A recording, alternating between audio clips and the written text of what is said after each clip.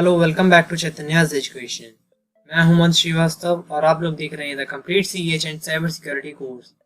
आज हम लोग बात करने वाले हैं इंटरनेट के बारे में, इंफॉर्मेशन सिक्योरिटी के बारे में एंड डेटा ब्रीचेस के बारे में। तो चलिए शुरू करते हैं। सबसे पहले जानते हैं कि हर 60 सेकंड में इंटरनेट पर क्या होता है। उससे पहले जानते हैं कि धीरे धीरे इंटरनेट जो है वो हमारी लाइफ का एक बेसिक नीड बन चुकी है।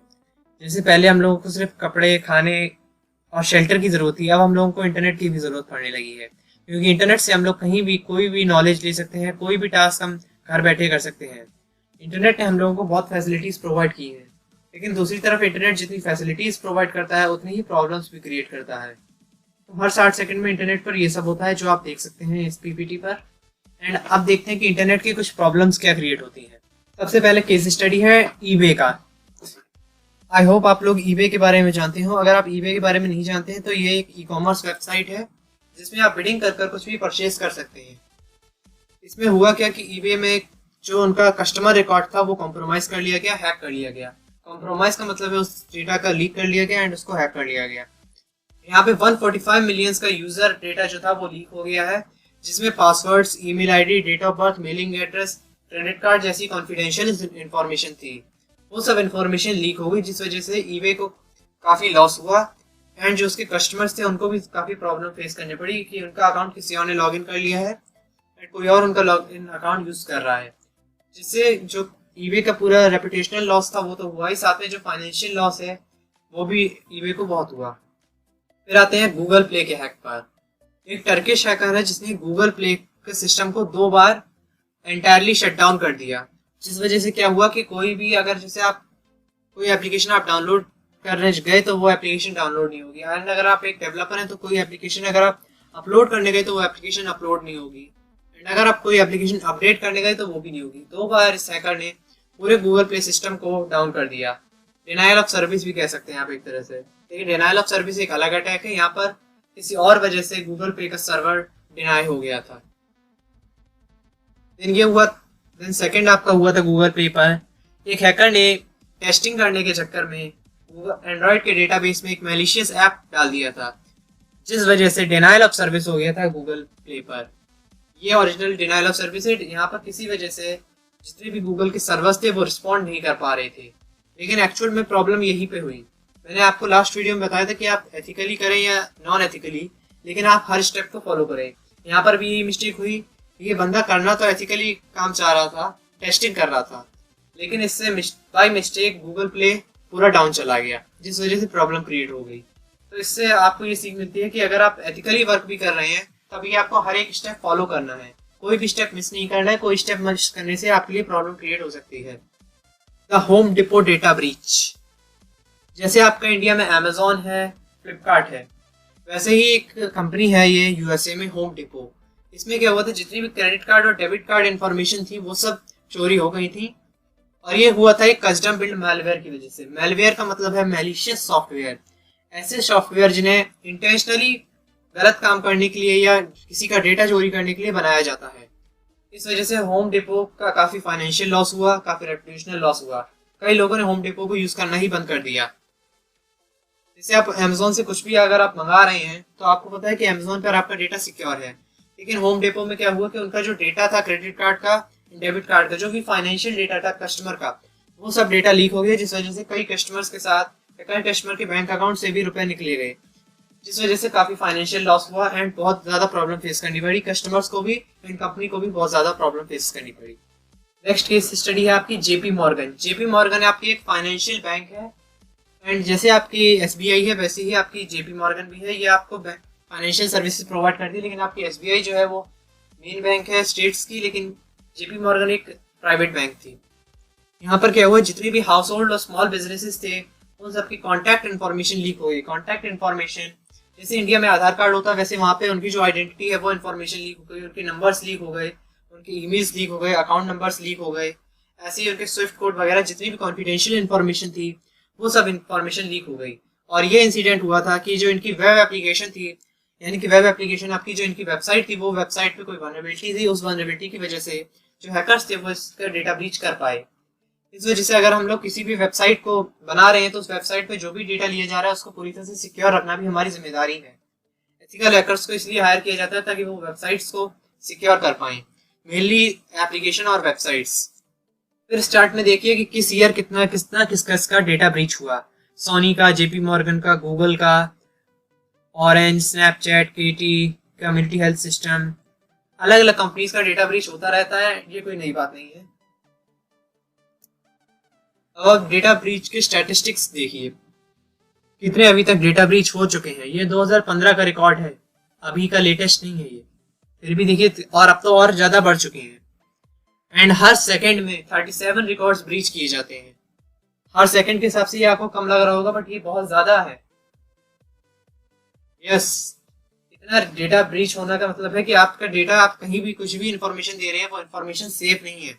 इसलिए हर किसी को cyber security and information security की नॉलेज होना जरूरी है, क्योंकि हम लोग कहीं भी अपनी इंफॉर्मेशन डाल देते हैं, भले ही वो वेबसाइट ट्रस्टेड हो या नॉन ट्रस्टेड हो। अब देखते हैं मेलवेयर ट्रेंड्स इन 2014।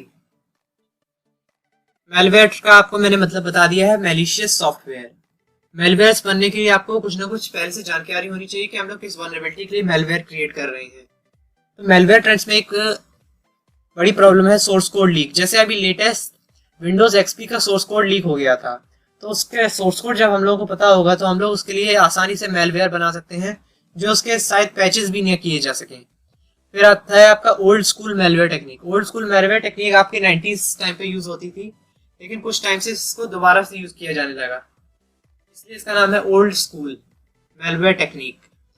फिर पहले क्या था, जो आपके 64 बिट ऑपरेटिंग सिस्टम्स थे उनके लिए जो मेलवेयर्स थे वो कम थे, लेकिन धीरे धीरे उनकी ग्रोथ भी बढ़ गई एंड वो मेलवेयर्स भी ज्यादा बनने लगे। पहले जो आपके नॉर्मल मेलवेयर रिसर्चर्स थे वो सब बैन थे एंड ज्यादा मेलवेयर्स पे कोई काम नहीं करता था, लेकिन मेलवेयर रिसर्च बढ़ गई, जिस वजह से और ज्यादा मेलवेयर्स क्रिएट होने लगे। And mobile SMS forward malware भी बढ़ गया। मोबाइल एसएमएस फॉरवर्ड ये है कि मेरे पास एसएमएस आया, मैंने आपको फॉरवर्ड किया, आपने किसी और को फॉरवर्ड किया, जिससे एक चेन बन जाती है। चेन के थ्रू जितने भी डिवाइसेस पर वो एसएमएस जा रहा है वो सब डिवाइसेस कॉम्प्रोमाइज्ड हो जाएंगे, हैक हो जाएंगे। यहाँ पे सिर्फ एक डिवाइस को भेजा गया था, लेकिन एक ने दूसरे को भेजा, दूसरे ने तीसरे को, तीसरे ने चौथे को, ऐसे ये पूरा चेन मार्केटिंग की तरह बढ़ता गया। एंड अकाउंट टेक ओवर तो कोई नई बात नहीं है, आपको पता होगा। आपके आजकल बहुत ऐसे हो रहे हैं कि किसी का फेसबुक अकाउंट हैक हो रहा है, किसी का ट्विटर अकाउंट हैक हो रहा है। हाल ही में हमारे पीएम का भी ट्विटर अकाउंट हैक हुआ था। इस वजह से अकाउंट टेक ओवर होता है, जिस वजह से वो बिटकॉइन डिमांड कर सकता है हैकर, या कोई भी नॉर्मली बिटकॉइन डिमांड करते हैं, क्योंकि bitcoin is a crypto currency. Bitcoin का डिमांड अगर आप करेंगे तो बिटकॉइन को आप ट्रेस नहीं कर सकते हैं, इसलिए बिटकॉइन की डिमांड ज्यादा होती है। एंड जो आपके नॉर्मली डेटा क्या होता था, आप अपने सर्वर पर स्टोर करते थे, लेकिन अब कंपनीज धीरे धीरे इंप्रूव होती जा रही है, इनकी सोच भी बदलती जा रही है, तो वो अपना डेटा अपने सर्वर या अपने सेंटर में रखने की बजाय क्लाउड पर डाल देते हैं। क्लाउड का एग्जांपल है आपका Microsoft Azure and Amazon AWS। IBM भी है आपके, और आपके अलीबाबा क्लाउड है, बहुत क्लाउड सर्विसेज हैं, लेकिन मेनली आपके हैं Amazon AWS and Microsoft Azure. इन पर आप डेटा अपलोड कर देते हैं तो डेटा आपका सेफ रहता है, ये बात सही है, लेकिन कुछ ही हद तक रहता है, ये भी कॉम्प्रोमाइज किया जा सकता है डेटा। एंड अटैकर्स धीरे धीरे सर्वर्स की बजाय क्लाउड पर ज्यादा फोकस करने लगे, क्योंकि क्लाउड पर आपको ज्यादा लोगों का डेटा अवेलेबल होगा एक बार में। एंड जो जितने भी आपके मेलवेयर्स एक्सप्लॉइट किट्स थी, उन सबका मेन फोकस था विंडोज पे। इसलिए कहते हैं कि लिनक्स ऑपरेटिंग सिस्टम और मैक ऑपरेटिंग सिस्टम ज्यादा सिक्योर है as compare to Windows. Because Windows के लिए ज्यादातर मेलवेयर्स डेवलप होते हैं, ज्यादातर वायरस विंडोज के लिए ही डेवलप होते हैं, क्योंकि लिनक्स और मैक में ज्यादातर वायरस चलते ही नहीं है। क्योंकि जो विंडोज के लिए वायरस बना है वो लिनक्स में नहीं चलेगा, एंड जो लिनक्स के लिए बना है वो विंडोज में नहीं चलेगा। इस वजह से Linux and Mac operating system ज्यादा सिक्योर है एज कम्पेयर टू विंडोज। लेकिन विंडोज जितना जितना इवॉल्व होता जा रहा है उतना ही वो सिक्योर होता जा रहा है। पहले विंडोज में कोई डिफेंडर नहीं था, फिर अब विंडोज 10 में आपको विंडोज डिफेंडर मिल जाएगी, जो आपका काफी सिक्योर है, एंड वो एंटीवायरस से भी ज्यादा सिक्योरिटी प्रोवाइड करता है, लेकिन फिर भी इसको कॉम्प्रोमाइज किया जा सकता है। Malware trends in 2014।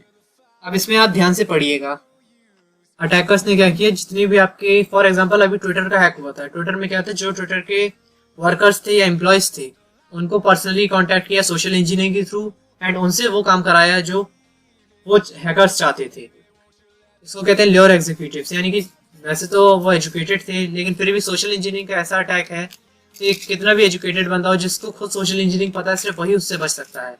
जिसको सोशल इंजीनियरिंग के बारे में नहीं मालूम, वो उससे नहीं बच सकता है। इस वजह से वो भी इसमें फंस गए। जावा आपकी हाईली एक्सप्लॉयटेबल लैंग्वेज बन गई, क्योंकि जावा का सोर्स कोड को हैक करना आसान है एंड जावा का सोर्स कोड आसानी से मिल जाता है। And Java normally her Windows platform में चल जाता है, इसलिए जावा में आराम से कोई भी एक्सप्लॉइट बनाया जा सकता है। अटैकर आपके क्लाउड डेटा में ज़्यादा इंटरेस्टेड, ये मैंने अभी बताया था कि अटैकर्स को क्लाउड डेटा ज़्यादा बेनिफिशियल है, क्योंकि क्लाउड में वो एक क्लाउड को हैक करेंगे, उन्हें काफ़ी लोगों को डेटा मिलेगा। लेकिन अगर उनका एक टारगेट होता है, वो एक ही टारगेट को हैक करेंगे, उन्हें एक ही का डेटा मिलेगा। लेकिन जो भी लोग क्लाउड में डेटा सेव करते हैं, उनके लिए प्रॉब्लम क्रिएट कर सकता है। जितने भी बड़े अटैक्स के मेलवेयर अटैक होते थे, आपका रैंसमवेयर है, और आपका नाम सुना हो आपने शायद, वानाक्राई रैंसमवेयर, जितने भी बड़े टाइप्स के अटैक हैं जो ग्लोबली किए जाते हैं, वो अटैक्स कम हो गए। ब्लैक होल ऑथर अरेस्ट की वजह से जितनी भी आपके root kits, red kits, Neutrino, other exploit kits थी, वो वापस पावर में आने लगी। ब्लैक होल आप ऑथर अरेस्ट का मतलब, ब्लैक होल एक आपकी एक्सप्लॉइट डेवलपमेंट किट थी, एंड जो उसके राइटर थे या जो उसके इन्वेंटर थे, उनको अरेस्ट कर लिया गया, क्योंकि ये एक इलीगल वर्क के लिए बनाई गई थी। एंड उनके जो अरेस्ट हुए, इस वजह से आपके जो रेड किट्स वगैरह जितनी भी एक्सप्लॉइट किट्स हैं, उनका यूज बढ़ गया एंड वो वापस पावर में आ गई। एंड कुछ मिस्टेक्स कंपनी की तरफ से भी की गई, जिस वजह से कई कंपनीज का सोर्स कोड लीक हो गया, जो काफी प्रॉब्लम क्रिएट किया। एंड जितने भी cyber criminals and black hat hackers हैं, उन्होंने टारगेट किया सबसे ज्यादा जो वीकेस्ट लिंक है। जब भी हम लोग किसी वेबसाइट पर या किसी भी एप्लीकेशन पर वर्क कर रहे हैं, तो जो भी हम लोग डेटा ट्रांसफर कर रहे हैं, वो एक डेटा डायरेक्टली नहीं जाता, किसी न किसी चेन के थ्रू या डेटा एक्सचेंज चेन के थ्रू जाता है। उस चेन में कोई ना कोई एक वीकेस्ट लिंक होता है। जैसे कि आपकी एक मेटल की चेन है, उस चेन में कोई ना कोई एक वीकेस्ट लिंक होगा। उस वीकेस्ट लिंक पर अगर हम लोग अटैक करें, तो आसानी से हम लोग पूरी चेन को ब्रेक कर सकते हैं, वहीं से हम लोग डेटा ले सकते हैं। एंड जो मेजर डेटा डिस्ट्रक्शन है, वो बढ़ गया। मेजर डेटा डिस्ट्रक्शन का मतलब है किसी कंपनी को किसी ने हैक किया एंड वो पूरा जो उनका डेटा था सब डिस्ट्रॉय कर दिया। ऐसा ज्यादातर सुसाइड हैकर्स करते हैं, जो मैंने अपनी लास्ट वीडियो में बताया था। आई होप आप लोगों ने लास्ट वीडियो देखी हो। अगर आप लोगों ने अभी तक लास्ट वीडियो नहीं देखी है, तो पूरे कोर्स को ध्यान से देखिए। कोर्स को स्पीच में स्किप करना इज नॉट गुड। आपको कई ज़्यादा प्रॉब्लम होगी, क्योंकि आपका जो कॉन्सेप्ट है वो इन सब कोर्सेज में ही है। मेन चीज़ आपकी प्रैक्टिकल वीडियोस नहीं है। प्रैक्टिकल वीडियोस सिर्फ आपको टूल का यूज़ करना सिखाएंगी, लेकिन जो थ्योरेटिकल वीडियोस हैं वो आपको थ्योरी भी सिखाएंगी प्लस कॉन्सेप्ट भी सिखाएंगी। जो सुसाइड हैकर्स होते हैं, वो क्या करते हैं कि किसी भी कंपनी को हैक करते हैं, उसका पूरा डेटा डिस्ट्रॉय कर देते हैं। वो भले ही बाद में खुद पकड़े जाएं, लेकिन उन्होंने उस कंपनी को बुरी तरह से बर्बाद कर दिया। आप कुछ एसेंशियल टर्मिनोलॉजीज पढ़ते हैं जो हैकिंग के लिए आपके काफ़ी काम आएंगी। हैक वैल्यू का मतलब है कुछ भी इंटरेस्टिंग किया जा रहा है। फॉर एग्जांपल, किसी सर्वर के बारे में इंफॉर्मेशन निकाली जा रही है, वो भी एक हैक वैल्यू है। देन वनरेबिलिटी वो वीकनेस है जिसके थ्रू आप किसी भी सिस्टम को टेक ओवर कर सकते हैं, किसी भी सिस्टम को हैक कर सकते हैं, किसी भी सिस्टम को क्रैक कर सकते हैं। यानी कि अगर जैसे मेरी एक वेबसाइट है, उसमें एक वनरेबिलिटी है, उस वनरेबिलिटी के थ्रू कोई हैकर मेरी वेबसाइट को कॉम्प्रोमाइज कर सकता है। एक्सप्लॉइट का मतलब है जो आपका टूल या जो भी पेलोड यूज किया जा रहा है मेरी उस वनरेबिलिटी को एक्सप्लॉइट करने के। एक्सप्लॉइट का मतलब है मेरी वो वनरेबिलिटी है, उसको हम कैसे यूज में लाएंगे अपने कॉम्प्रोमाइज करने के लिए। यानी कि फॉर एग्जांपल, मेरे जो वेब सर्वर था उसमें एसक्यूएल इंजेक्शन वनरेबिलिटी है, तो मैं कौन सा एक्सप्लॉइट रन करूंगा जिससे मैं एसक्यूएल इंजेक्शन वनरेबिलिटी से मेरे सर्वर से कोई हैकर डेटा निकाल पाए। वो है आपका एक्सप्लॉइट। पेलोड आपका एक्सप्लॉइट कोड है, एंड पेलोड ही हम लोग रन करते हैं, वही आपका एक्सप्लॉइट बनता है। फॉर एग्जांपल, मैंने पेलोड बनाया, वो पेलोड मैंने रन किया अपनी वेबसाइट की वनरेबिलिटी पर, फिर वो जो वनरेबिलिटी थी वो एक्सप्लॉइट हो गई, जिस वजह से जो भी मुझे डेटा चाहिए था, जो भी मुझे करना था, वो मैं सक्सेसफुली कर पाया। जीरो डे अटैक का मतलब है, फॉर एग्जांपल, कोई नई वेबसाइट लॉन्च हुई है एंड उसमें एक वनरेबिलिटी है एसक्यूएल इंजेक्शन को मैं इसलिए बार बार ले रहा हूँ क्योंकि वो आपके लिए ज़्यादा डेप्थ में आप समझेंगे। अभी आपको कोई डायरेक्ट में कोई और क्रिटिकल वनरेबिलिटी नहीं बता सकता हूँ, इसलिए वो जब आप और वनरेबिलिटीज़ के बारे में पढ़ेंगे तब आपको बाकी वनरेबिलिटीज़ के बारे में बताऊंगा। अभी आप सिर्फ एसक्यूएल इंजेक्शन को समझिए। तो एसक्यूएल इंजेक्शन वनरेबिलिटी है, उसके डेवलपर्स को भी पता चल गया कि एसक्यूएल इंजेक्शन वनरेबिलिटी है, लेकिन उसके डेवलपर्स के उस वनरेबिलिटी को पैच करने से पहले किसी अटैकर ने उसको हैक कर लिया। उस अटैक को कहते हैं जीरो डे अटैक। फिर आपका डेजी चेनिंग क्या है? एक कंप्यूटर को हैक किया गया, उसी कंप्यूटर की सेम इंफॉर्मेशन से किसी और कंप्यूटर की हैक कर लिया गया। यानी कि मेरा नाम था राम, किसी ने मेरा कंप्यूटर को हैक किया, मेरे कंप्यूटर से वो चला गया श्याम के कंप्यूटर को हैक करने। यानी कि उसने मेरे कंप्यूटर से भी इंफॉर्मेशन एक्सट्रैक्ट की, उसके कंप्यूटर पे जो इन्फॉर्मेशन ऑलरेडी थी उसका यूज़ किया, एंड वो मेरे कंप्यूटर के थ्रू किसी और के कंप्यूटर को हैक करने लगा। ऐसी इसने पूरी एक चेन क्रिएट कर दी। इसको कहते हैं डेजी चेनिंग। फिर है डॉक्सिंग। डॉक्सिंग काफ़ी खतरनाक अटैक हो सकता है, वैसे इसको एक अटैक कहना सही नहीं होगा, एक इन्फॉर्मेशन गैदरिंग के लिए ज़्यादा यूज़ किया जाता है।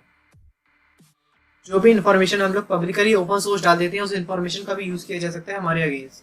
फॉर एग्जाम्पल मेरी इंस्टा आईडी है, उस पर काफ़ी डिटेल्स अवेलेबल है, मेरी फेसबुक आईडी है, उस पर काफ़ी डिटेल्स अवेलेबल है, मेरी ट्विटर आईडी है, उस पर काफ़ी डिटेल्स अवेलेबल है, मेरी लिंक्डइन आईडी है, उस पर मेरी ऑलमोस्ट हर डिटेल अवेलेबल है। मैंने कहाँ से क्या किया, कहाँ से मैंने ग्रेजुएशन की, कहाँ से मैंने बीटेक की, कहाँ से मैंने कौन सा सर्टिफिकेशन किया, सब डेटा अवेलेबल है।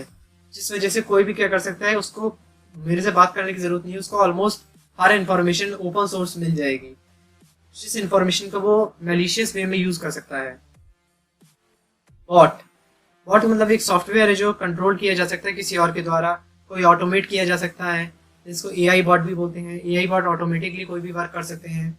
एंड बॉट ऐसे भी होते हैं कि मैंने आपके सिस्टम में एक बॉट डाल दिया, अब जब मैं उस बॉट को कमांड दूंगा तब वो आपके सिस्टम में जो मैं चाहूँगा वो वर्क परफॉर्म करेगा। अगर मैं चाहता हूँ आपके सिस्टम की वाईफाई सेटिंग ऑफ हो जाए तो वो वाईफाई सेटिंग ऑफ कर देगा। अब है elements of information security. Information security को पहले समझिए। एथिकल हैकिंग एक अलग चीज़ है, इंफॉर्मेशन सिक्योरिटी एक अलग चीज़ है। इंफॉर्मेशन सिक्योरिटी का मतलब है जितनी भी इंफॉर्मेशन है हम पूरी इंफॉर्मेशन को सिक्योर कर रहे हैं, साइबरली एंड फिजिकली भी। साइबर इंफॉर्मेशन को सिक्योर करने को हम लोग बोलते हैं साइबर सिक्योरिटी। यानी कि जितनी भी आपकी टेक्निकल एंड डिजिटल वर्ल्ड से जो भी थ्रेट आ रहा है, जो भी अटैक किया जा रहा है, उसको हम लोग साइबर सिक्योरिटी के अंदर में डील करेंगे। एंड जो भी थ्रेट ओवरऑल हो रहा है उसको हम लोग इंफॉर्मेशन सिक्योरिटी के अंदर में डील करेंगे। Information security is a part of cyber security, ये गलत है। Cyber security is a part of information security, ये सही है। चलिए सबसे पहले से कुछ टर्मिनोलॉजीज को समझते हैं। कॉन्फिडेंशियलिटी। कॉन्फिडेंशियलिटी का मतलब है जिसको भी इंफॉर्मेशन या जिसको भी जो डेटा जाना चाहिए सिर्फ वो डेटा उसी को जा रहा है, उसके अलावा किसी और बंदे के पास नहीं पहुंच रहा है। फॉर एग्जाम्पल मेरा नाम है राम एंड मुझे श्याम तक डेटा पहुंचाना है, तो मेरा डेटा ये सिर्फ श्याम तक जाए, ये श्याम की जगह किसी और तक ना पहुंच जाए, ये श्याम की जगह ओम तक ना पहुंच जाए। इसको कहते हैं confidentiality. And second is integrity. Integrity यानी कि जो डेटा मैं श्याम तक भेज रहा हूँ कहीं वो बीच में चेंज ना हो जाए, कोई अटैकर आए बीच में एंड उस डेटा को चेंज कर दे। फॉर एग्जाम्पल मेरा मैसेज था hello how are you, and उसने जो अटैकर आया वो बीच में उसने डेटा चेंज कर दिया हेलो वेयर आर यू, जिस वजह से डेटा चेंज हो गया। ये भी प्रॉब्लम क्रिएट कर सकता है, इसलिए इसको कहते हैं इंटीग्रिटी। अवेलेबिलिटी। अवेलेबिलिटी का मतलब है कि कोई भी डेटा है, जैसे शाम को डेटा मुझे आज देना है, तो आज तो डेटा है लेकिन शाम में कह दी कि मुझे आज डेटा नहीं चाहिए, मैं कल परसों लूंगा तुमसे, तो वो कल परसों वापस आता है और मुझसे डेटा कहता है कि ये डेटा मुझे चाहिए, और मैं उससे कह देता हूँ कि डेटा मेरे पास नहीं है, तो यहाँ पर डेटा अवेलेबल नहीं होगा। लेकिन इसको भी मैनेज करके रखना पड़ेगा कि अगर किसी को डेटा की ज़रूरत है तो हम लोग उसको वो डेटा प्रोवाइड भी करें। ये नहीं है कि हम लोग मना कर दें हमारे पास वो डेटा नहीं है, हमारे पास वो डेटा हमेशा अवेलेबल होना चाहिए। ऑथेंटिसिटी का मतलब है जो भी हम लोग डेटा ट्रांसफर कर रहे हैं वो डेटा एकदम इंश्योर हो, इस जेन्युइन बंदे तक जाए, ऑथेंटिकेट डेटा जाए। इसके लिए यूज़ किया जा सकता है डिजिटल सिग्नेचर का। फॉर एग्जांपल मेरा एक डॉक्यूमेंट है, उसमें मैंने अपना डिजिटल सिग्नेचर छोड़ रखा है, ये आप स्टेनोग्राफी में समझ जाएंगे आगे, और वो मैंने श्याम तक भेज दिया, श्याम ने वो डिजिटल सिग्नेचर वेरीफाई किया, इससे उसको ऑथेंटिसिटी हो गई कि ये जो डॉक्यूमेंट भेजा गया है वो डॉक्यूमेंट मैंने ही भेजा, किसी और ने नहीं भेजा है। नॉन रेपिटेशन इसका मतलब है जैसे मैंने श्याम को डेटा भेज दिया एंड श्याम गया ओम के पास कि मैंने मंत्र से डेटा ले लिया है, एंड ओम ने मुझसे पूछा क्या तुमने श्याम को डेटा दिया है, तो मैं उससे मना कर दूँ कि मैंने उसको कोई डेटा नहीं दिया है। यहाँ पर कुछ ना कुछ प्रॉब्लम क्रिएट हो सकती है क्योंकि मैं कुछ और बोल रहा हूँ, वो कुछ और बोल रहा है, मैं अपनी स्टेटमेंट चेंज कर दे रहा हूँ कि मैंने इसको डेटा नहीं दिया, तो इसके पास डेटा कहाँ से आया, एक प्रॉब्लम क्रिएट किया कर सकता है। एंड अगर आपको यहाँ पर अगर समझ नहीं भी आ रहा है तो भी कोई इशू नहीं है, आपको डिजिटल नोट्स मिलेंगे। उस नोट्स को अगर आप जैसे आपको हिंदी में थोड़ी प्रॉब्लम होती है या कोई भी आपको हिंदी से आप उतना कंफर्टेबल नहीं है तो आपको इंग्लिश में डिजिटल नोट्स मिलेंगे, आप उनको भी पढ़िए एंड नोट्स ऑफ बुक्स दोनों आपको पढ़नी है। नोट्स मिलेंगे आपको हो सकता है ई बुक भी प्रोवाइड की जाए, एंड आपको हमारी पीपीटी एंड वीडियोस तो मिल रही हैं। अगर आप ये मत करिए कि आप सिर्फ वीडियोस देखें या सिर्फ आप नोट्स पढ़ें, आपको दोनों को प्रॉपरली फॉलो करना है। कुछ चीज़ें ऐसा हो सकता है जो वीडियोस में ज़्यादा बेटर एक्सप्लेन ना की गई हो वो नोट्स में ज़्यादा एक्सप्लेन हो, एंड कुछ चीज़ें ऐसी होती हैं जो नोट्स में ज़्यादा बेटर एक्सप्लेन ना हो, वो वीडियो में ज़्यादा एक्सप्लेन हो, तो इसलिए आपको दोनों को फॉलो करना ज़रूरी होगा। अब समझते हैं the security, functionality and usability triangle को। Level of security in any system can be defined by the strength of 3 component. यानी कि अगर कोई भी आपकी ऑर्गेनाइजेशन है उसमें 3 सिस्टम्स हो सकते हैं आपके। पहला फंक्शनैलिटी यानी कि फीचर्स, आप अपने क्लाइंट को क्या क्या फीचर्स प्रोवाइड कर रहे हैं। देन आपका जो भी सर्विस है वो कितनी यूजेबल है, उसका क्या यूज़ है, कैसे कस्टमर्स को यूज़ कर पा रहा है। देन है सिक्योरिटी। एक चीज़ आप ध्यान लीजिए कि जितनी ज़्यादा हम लोग सिक्योरिटी बढ़ाएंगे उतने ज़्यादा फीचर्स कम हो जाएंगे एंड उतनी ज़्यादा उस एप्लीकेशन को यूज़ करने में प्रॉब्लम होगी। फॉर एग्जांपल, मैं अपने जीमेल को ज़्यादा ही सिक्योर कर लेता हूँ एंड कई बार क्या हो जाता है, लोग अपने जीमेल आईडी को इतना सिक्योर कर लेते हैं कभी कभार वो खुद ही लॉगिन नहीं कर पाते हैं। इससे ये साबित हो जाता है कि अगर आप सिक्योरिटी पे ज़्यादा फोकस करेंगे तो आपकी फंक्शनैलिटी कम हो जाएगी, एंड अगर आप फंक्शनैलिटी पे ज़्यादा फोकस करेंगे तो आपकी सिक्योरिटी कम हो जाएगी। लेकिन हम लोगों को तीनों चीज़ों को मेंटेन करके रखना है। अगर तीन में से कोई भी एक चीज़ कम होती है तो कस्टमर को या हमें कहीं ना कहीं किसी ना किसी को प्रॉब्लम क्रिएट हो सकती है। एंड अगर सिक्योरिटी कम हो गई तो कंपनी को प्रॉब्लम प्लस कस्टमर को प्रॉब्लम, फीचर्स कम हो गए तो कस्टमर को प्रॉब्लम, यूजेबिलिटी कम हो गई तो भी कस्टमर को प्रॉब्लम। जिस वजह से हम लोगों को इन तीनों को मेंटेन करके रखना होता है। एथिकल हैकर्स का यही काम होता है कि वो सिक्योरिटी को ऐसे मेंटेन करें कि फंक्शनैलिटी ज़्यादा डिस्टर्ब ना हो। गोल्स, अच्छा आप समझते हैं किसी भी अटैक के पीछे क्या मोटिव होता है, क्या गोल है, क्या मेथड है, क्या वनरेबिलिटी है। वनरेबिलिटी तो आपको पता ही है, जब भी आप नेटवर्क स्कैन करेंगे तब आपको वनरेबिलिटी मिलेगी। मेथड क्या होता है, मेथड आपका किसी भी मेथड या किसी भी तरीके से किसी भी वनरेबिलिटी का यूज़ करके जो भी सिस्टम या जो भी सर्वर को कॉम्प्रोमाइज़ किया जा रहा है, उस जो फ्लो हो रहा है उन स्टेप्स को कहेंगे मेथड। एंड मोटिव यानी कि आप किसी भी सिस्टम पे अटैक क्यों कर रहे हैं। अटैक मेनली 3 तरीके से किया जाता है या 3 मेन मोटिव होते हैं। एक तो बदला लेना किसी से यानी टेकिंग रिवेंज, एक आपको अपना प्रॉफिट करना है वो, एंड एक आपके कोई पर्सनल रीज़न है। लेकिन फिर भी और भी रीजंस हो सकते हैं। सबसे पहले आप जो कंपनी है उसका डिसरप्शन करना चाहते हैं यानी कि कंपनी को बदनाम करना चाहते हैं। देन आप इंफॉर्मेशन चुराना चाहते हैं एंड उस इंफॉर्मेशन का अपने वे में यूज़ करना चाहते हैं। एंड आप उसके डेटा को मैनिपुलेट करना चाहते हैं, यानी कि फॉर एग्जांपल मेरी कंपनी है साइबर वर्ल्ड एंड मैंने कुछ डेटा ले रखा है आपका। अब आप उस अपना जो हैक मेरी सर्वर पर अटैक करते हैं एंड उस डेटा को मैनिपुलेट कर देते हैं। फिर आप डर बैठाना चाहते हैं कि हाँ भाई मैं एक बहुत बड़ा हैकर हूँ, मेरे से डरो, जिस वजह से आप किसी न किसी को अटैक करते रहते हैं। हाँ, लेकिन आप इस कोर्स को करने के बाद ऐसी कोई भी चीज़ मत करना। अगर आप ऐसी कोई भी चीज़ करते हैं तो उसकी रिस्पॉन्सिबिलिटी आपकी खुद के ऊपर होगी। इस कोर्स में चैतन्यास एजुकेशन की कोई भी रिस्पॉन्सिबिलिटी नहीं है। एंड मैं आपको सजेस्ट नहीं करूँगा कि आप किसी और के सर्वर पर या किसी और की वेबसाइट पर कोई भी टेस्टिंग करें। अगर आपको टेस्टिंग करनी है आप खुद की वेबसाइट बनाइए, उस पर टेस्टिंग करिए। एंड ज़रूरी ये नहीं है कि हर बार अटैक किया जाए अपने बेनिफिशियल से। कई बार आपके मैंने बताया था लास्ट वीडियो में हैकटिविस्ट जो किसी पॉलिटिकल एजेंडा की वजह से किसी कंट्री या किसी की भी कंपनी के डेटा को हैक करते हैं। मैंने आपको एक और बताया था साइबर टेररिस्ट। साइबर टेररिस्ट किसी देश के खिलाफ वार करते हैं, इस वजह से कई प्रॉब्लम्स हो सकती हैं। ऐसे भी तरीके हैं जिससे अटैकर्स को मोटिवेट किया जाता है कि वो अटैक करें। फॉर एग्जांपल, एक देश दूसरे देश के खिलाफ अपने हैकर्स को तैयार करता है कि भाई ये देश गलत है, इसके सर्वर्स को हैक कर दो। फिर आपका अचीविंग मिलिट्री स्टेट ऑब्जेक्टिव, यानी कि इसका एक बेस्ट एग्जांपल है आपका इंडियन साइबर आर्मी। ये वैसे अटैक नहीं करती है, सिक्योरिटी है, डिफेंसिव वर्क है, लेकिन फिर भी वो भी एक स्टेट स्पॉन्सर्ड है। एंड आप जो भी आपका कंपनी है, फॉर एग्जांपल मैं अपनी कंपनी है साइबर वर्ल्ड, मैं अपनी कंपनी पर अटैक नहीं करूँगा, कोई और मेरी कंपनी पर अटैक करना चाह रहा है कि साइबर वर्ल्ड ये कंपनी है, इसको डिस्ट्रॉय कर दो एंड मेरी जो कंपनी है उसका बेनिफिट होगा और इस कंपनी का लॉस हो जाएगा। इसका यूज़ किया जा सकता है कि बिजनेस में ज़्यादा इसका यूज़ होता है कि एक कंपनी दूसरी कंपनी को हैक करवा देती है, जिस वजह से पहली कंपनी तो टॉप पर हो जाती है, दूसरी कंपनी लो हो जाती है। फिर बदला लेने के लिए भी इसका यूज़ किया जा सकता है कि इस कंपनी ने मेरा ये गड़बड़ की है मेरे साथ, हम इस कंपनी को हैक करेंगे। फिर है आपकी इंफॉर्मेशन सिक्योरिटी अटैक वेक्टर्स, यानी किन किन वेक्टर्स पे अटैक किया जा सकता है, किन किन तरह से अटैक किया जा सकता है, किन किन प्लेटफॉर्म्स पर अटैक किया जा सकता है, क्यों अटैक किया जा सकता है, कहाँ कहाँ अटैक किया जा सकता है।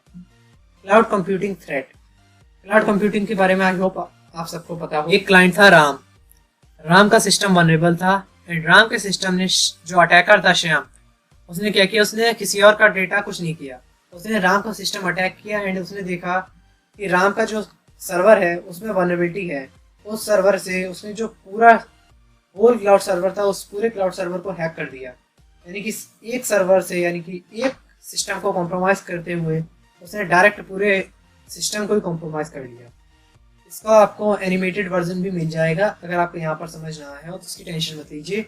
जो भी चीज़ आपके लिए ज़्यादा टफ पड़ेगी, मुझे लग रहा है मेरे अकॉर्डिंग जो भी चीज़ आपके लिए ज़्यादा टफ है उसका आपको एनिमेटेड वर्जन मिलेगा। तो उसकी टेंशन मत लीजिए कि आपको ये चीज़ समझ में नहीं आई।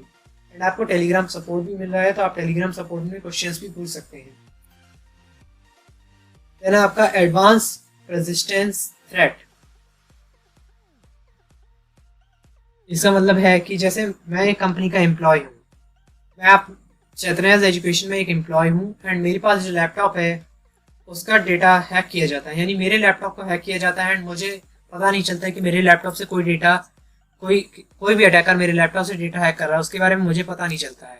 इसको कहा जाता है एडवांस रेजिस्टेंस थ्रेट। फिर है वायरस एंड बॉम्ब्स। वायरस के बारे में आप लोगों को ऑलरेडी पता होगा। वायरस एंड बॉम्ब्स इनके थ्रू भी डेटा लीक किया जा सकता है। वायरस आपका क्या है, वायरस और बॉम्ब्स उसको रेप्यूटेट करते रहते हैं, जिस वजह से वो एक वायरस आपके या एक बॉम्ब आपके सिस्टम में आया, वो रेप्यूटेट होकर थाउजेंड्स में क्रिएट हो गया। Then mobile threats. पहले क्या था, मोबाइल सिर्फ जो सिक्योरिटी होती थी वो कंप्यूटर्स में ज़्यादा देखी जाती थी, कंप्यूटर में, एप्लीकेशन में, वेब एप्लीकेशन में।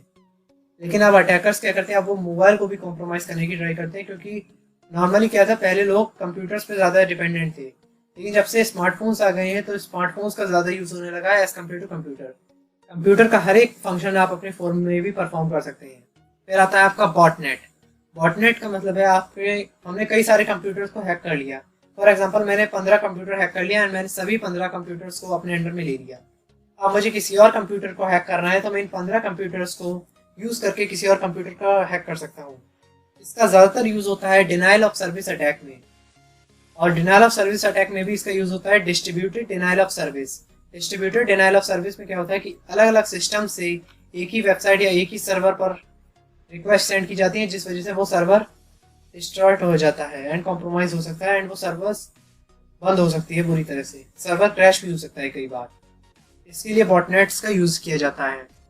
फिर आते हैं आपकी इंसाइडर अटैक। इंसाइडर अटैक क्या है कि मैं किसी कंपनी में ही ज्वाइन हो गया, मैं एक अटैकर हूँ एंड मैं अपनी ही कंपनी साइबर वर्ल्ड में ज्वाइन हो गया एंड मैंने वहीं से डेटा लीक किया, और मैंने अपने जो बाकी मेरे टीममेट्स थे जिनका ये काम था उनको मैंने डेटा दे दिया कि भाई ये कंपनी का कॉन्फिडेंशियल डेटा है, अब इसको बाकी का तुम्हें हैंडल करना है, तुम इसको हैक करो। जिस वजह से कंपनीज को और लॉस हो सकता है, क्योंकि जो भी डेटा लीक हो रहा है वो किसी इंसाइडर के थ्रू हो रहा है। इस वजह से इसको पकड़ना भी बहुत प्रॉब्लम क्रिएट हो जाए, क्योंकि इंसाइडर को पकड़ना इतना आसान नहीं है। इसीलिए बाहर के हैकर को आप ज़्यादा आसानी से पकड़ सकते हैं as compare to insider hack. फिर इंफॉर्मेशन सिक्योरिटी या फिर कह लीजिए एथिकल हैकिंग में 3 ही मेन फोकस होते हैं आपके। एक है आपका नेटवर्क, एक है आपका होस्ट या सर्वर, एंड एक है आपका एप्लीकेशन। एप्लीकेशन आपकी वेबसाइट हो सकती है, आपकी सर्विस हो सकती है, आपका सॉफ्टवेयर हो सकता है, आपकी वेब एप्लीकेशन हो सकती है, आपका मोबाइल एप्लीकेशन हो सकती है, आपकी iOS एप्लीकेशन हो सकती है। नेटवर्क जो आपका पूरा प्रॉपर आपने नेटवर्क सेट कर रखा है वो। होस्ट यानी कि आपका जो सर्वर है, जो आपका सर्वर चेन है, जो आपका सर्वर फार्म है या आपका जो डेटा सेंटर है वहाँ पर। और यहाँ पर आपको कई सारे अटैक्स के बारे में पता चलेगा। इन्फॉर्मेशन गैदरिंग यानी कि उन अटैक्स पे कैसे स्टेप्स फॉलो किए जा सकते हैं। एप्लीकेशन अटैक पर आपको एसक्यूएल इंजेक्शन का अटैक किया जा सकता है, बफर ओवरफ्लो किया जा सकता है, ब्रोकन सेशन मैनेजमेंट किया जा सकता है। इन अटैक्स के बारे में आपको डीप में मालूम पड़ेगा, तो इसकी कोई टेंशन मत लीजिए। आपको एक एक अटैक के बारे में डीप में मालूम पड़ेगा, एक एक अटैक का आपको पूरा कॉन्सेप्ट सिखाया जाएगा, क्योंकि कॉन्सेप्ट इज पावर। फिर कितने तरह के अटैक होते हैं एक सिस्टम पर। सबसे पहले तो आपका ऑपरेटिंग सिस्टम पर ही अटैक होता है। फॉर एग्जांपल मेरा सर्वर है विंडोज सर्वर, तो विंडोज सर्वर पर कई वनरेबिलिटीज हो सकती हैं। तो या फिर मेरा सर्वर है लिनक्स, तो लिनक्स पर भी कोई वनरेबिलिटी हो सकती है। तो मेनली कोशिश की जाती है जो मेरा सर्वर है उसके ऑपरेटिंग सिस्टम को ही हैक कर लिया जाए। अगर ऑपरेटिंग सिस्टम पर एक्सेस मिल जाएगी तो किसी को पूरा आपका हर एप्लीकेशन हर जगह पे आपको एक्सेस मिल जाएगी। फिर आपका मिसकॉन्फ़िगरेशन अटैक। मिसकॉन्फ़िगरेशन अटैक को आप ऐसे समझते हैं जैसे मेरा सर्वर है, मैंने गलती से उसमें कोई ऐसी कॉन्फ़िगरेशन या कोई ऐसी सेटिंग कर दी जिस वजह से कोई भी जो डेटा पब्लिकली एक्सपोज नहीं होना चाहिए था वो डेटा एक्सपोज हो गया, जिस वजह से कोई भी अटैकर आसानी से मेरी कंपनी के सर्वर्स को हैक कर सकता है। फिर आता है आपका application level attack. Application level attack यानी कि फॉर एग्जांपल मेरी कंपनी है साइबर वर्ल्ड, मेरी साइबर वर्ल्ड की वेबसाइट है cyberworld.com।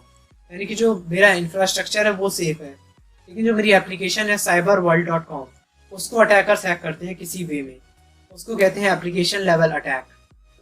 एंड फिर आता है रैप शिंक कोड अटैक, यानी कि मेरे कई बार क्या होता है, कई सिस्टम्स पर डिफॉल्ट वनरेबिलिटी होती है जिस वनरेबिलिटी को एक्चुअली पैच नहीं किया जा सकता है किसी वजह से, या वो अनपैचेबल वनरेबिलिटी है, तो उसका यूज़ करके भी हैकर्स या अटैकर्स किसी की भी सिस्टम को हैक कर सकते हैं। ऐसी कई वनरेबिलिटी हैं जो अभी तक हम लोगों को मालूम ही नहीं पड़ी हैं। इस वजह से इन वनरेबिलिटीज़ को फिक्स करने में थोड़ी प्रॉब्लम होती है, एंड ये वनरेबिलिटी यूजुअली डार्क वेब पर होती है, जिस वजह से वहाँ से इंफॉर्मेशन लाना थोड़ा प्रॉब्लम क्रिएट करता है, जिस वजह से काफ़ी वनरेबिलिटीज़ के बारे में हम लोगों को मालूम नहीं है। फिर आपका इंफॉर्मेशन वॉरफेयर। इंफॉर्मेशन वॉरफेयर का मतलब है कि आप कॉम्पिटिटिव एडवांटेज या फिर जो भी बिजनेस है, आपका एक कंपनी है साइबर वर्ल्ड, एक कंपनी है साइफर वर्ल्ड, ये एक कंपनी है आपकी रेड वर्ल्ड। तो रेड वर्ल्ड और साइबर वर्ल्ड के बीच में अपोनेंट है। फॉर एग्जांपल एक साइबर सिक्योरिटी कंपनी है, दूसरी भी साइबर सिक्योरिटी कंपनी है, तो दोनों एक दूसरे के अपोनेंट हैं। अब दोनों क्या कर सकते हैं, एक कंपनी क्या कर सकती है, वो दूसरी कंपनी के ऊपर अटैक करने की ट्राई करे, और दूसरी कंपनी क्या कर सकती है, वो अपने सिस्टम्स को प्रोटेक्ट करने की ट्राई करे। इसको कहते हैं आपका offensive warfare and defensive warfare. Defensive warfare में आपका जो साइबर वर्ल्ड है वो क्या कर रही है, वो डिफेंस कर रही है, कोई भी अटैक मेरे ऊपर हो तो मैं बचे रहूँ। एंड जो ऑफेंसिव अप्रोच है या फिर जो ऑफेंसिव वॉरफेयर है वो यूज़ कर रही है रेड वर्ल्ड। वो क्या कर रही है, वो साइबर वर्ल्ड के सर्वर्स पर अटैक कर रही है जिससे उसे कॉम्पिटिटिव एडवांटेज मिल जाए। इससे जो दोनों कंपनीज है वो एकदम इक्वल चल रही हैं, लेकिन क्या है, रेड वर्ल्ड को ऊपर जाना है और साइबर वर्ल्ड को भी ऊपर जाना है, दोनों को ज़्यादा प्रॉफिट चाहिए। लेकिन क्या है, किसी न किसी तरह प्रॉफिट चलने के लिए दूसरी कंपनी को गिराना होगा। तो इसमें या तो एक ऑफेंसिव होगा, एक डिफेंसिव होगा, एक अटैक करेगा, एक डिफेंस करेगा। इसको कहते हैं ऑफेंसिव डिफेंसिव इंफॉर्मेशन वॉरफेयर।